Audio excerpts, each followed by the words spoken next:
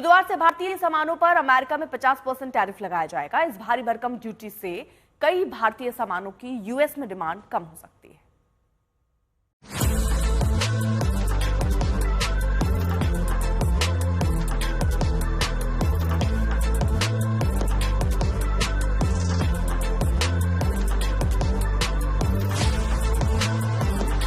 Trump के 27% tariff की deadline नजदीक आ रही है और भारतीय निर्यात पर इससे होने वाले संभावित नुकसान का गुना भाग किया जा रहा है।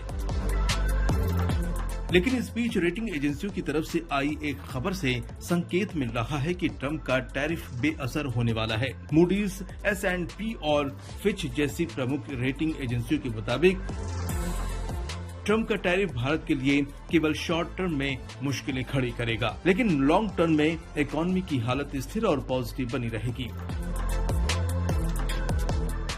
ये भरोसा इसलिए जताया जा रहा है क्योंकि भारत की सबसे बड़ी ताकत यानी मजबूत खपत, $650 अरब से ज्यादा का विशाल विदेशी मुद्रा भंडार और एक्सपोर्ट डाइवर्सिफिकेशन भारत को झटकों से बचा सकते हैं।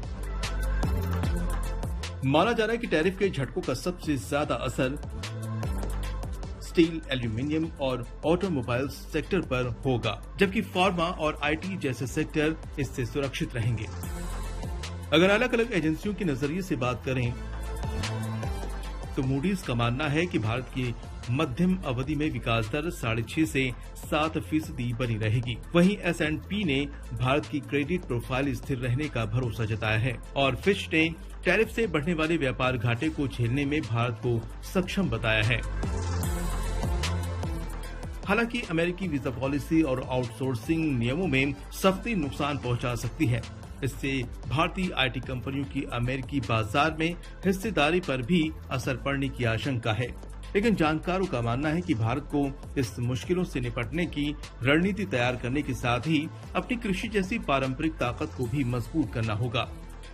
हमारे ग्रामीण क्षेत्र के जो कृषि उत्पाद हैं, उनकी यदि कोल्ड स्टोरेज की सुविधा ठीक से मिले, उन्हें फूड प्रोसेसिंग यूनिट्स अपने आसपास मिलें, निर्यात की सुविधाएं हों, तो न केवल ग्रामीणों को और ग्रामीण अर्थव्यवस्था को फायदा होगा, बल्कि ग्रामीण जो डिमांड है उसके बढ़ने से, ग्रामीण खपत बढ़ने से हमारी ओवरऑल इंडस्ट्री को और इकोनॉमी को फायदा होगा।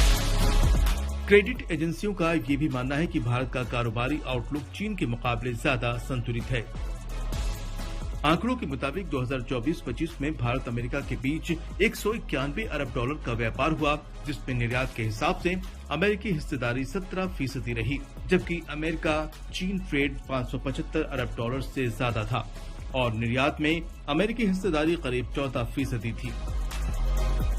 ऐसे में अमेरिका के लिए असली चुनौती चीन है, जबकि भारत के साथ ट्रेड संतुलन को सुधारने का मौका ट्रेड डील के जरिए मिल सकता है। वहीं भारत को भी नए निर्यात बाजार तलाश कर टैरिफ की शॉर्ट टर्म चुनौती को दूर करने पर काम करना चाहिए। आज तक ब्यूरो।